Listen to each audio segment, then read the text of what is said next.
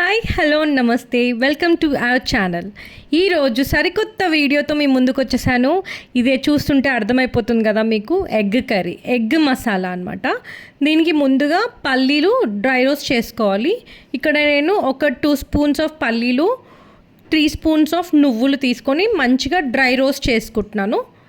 ఇట్లా ఎట్లా అంటే చిన్న ఫ్లేమ్లో రోస్ట్ చేసుకోవాలి. మనం పెద్ద మంటలో రోస్ట్ చేసుకున్నాం అనుకో మాడిపోతాయి. ఇప్పుడు ఒక చిన్న స్పూన్ తోటి 1 స్పూన్ జీలకర్రని కూడా డ్రై రోస్ట్ చేసుకున్నాను. ఇప్పుడు ఇవన్నీ డ్రై రోస్ట్ అయ్యాక ముందుగా ఒక ప్యాన్ తీసుకొని కొద్దిగా ఆయిల్ పోసుకొని మనం కట్ చేసి పెట్టుకున్న ఉల్లిపాయలను వేయించుకోవాలి. అంటే కొంచెం కలర్ చేంజ్ అయ్యే వరకు వేయించుకుంటే సరిపోతుంది.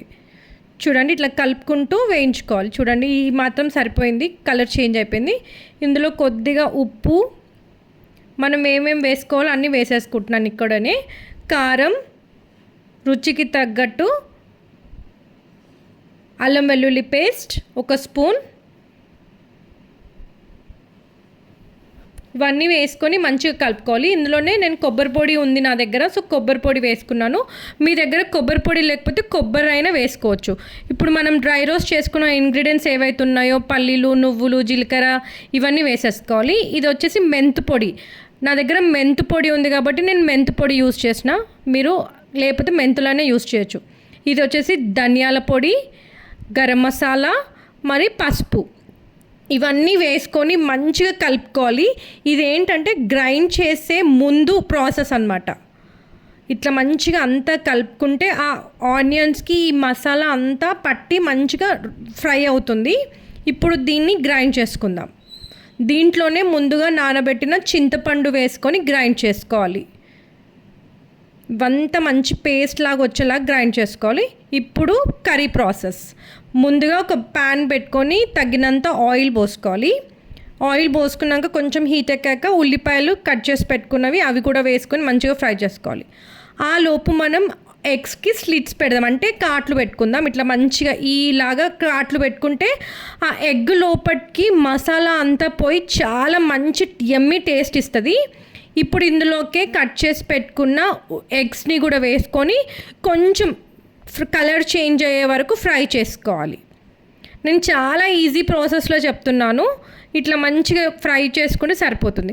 ఇప్పుడు ముందుగా గ్రైండ్ చేసి పెట్టుకున్న మసాలా పేస్ట్ ఏదైతుందో ఇప్పుడు ఇందులో వేసుకొని మంచిగా ఆయిల్లో వేయించుకోవాలి. అంటే ఆయిల్ పైకి వచ్చే వరకు మనం వేయించుకుంటే మన కర్రీ అనేది రెడీ అయిపోతుంది. ఇంకా కన్సిస్టెన్సీ మనకు తగ్గట్టుగా మనం వాటర్ అడ్జస్ట్ చేసుకోవచ్చు. చూడండి, ఇక్కడ నేను కొద్దిగా వాటర్ యూజ్ చేస్తున్నాను. అందులోనే గ్రైండ్ చేసిన దాంట్లోనే కొద్దిగా ఇట్లా వాటర్ పోసుకొని అందులోకి వేసుకున్నాను. చూడండి, ఈ కన్సిస్టెన్సీ వస్తే సరిపోతుంది. మనకు థిక్నెస్ని బట్టి మనం వాటర్ అనేది పోసుకోవాలి. ఇట్లా కొద్దిసేపు మసలు పెట్టుకోవాలి, అంటే ఉడికించుకోవాలి.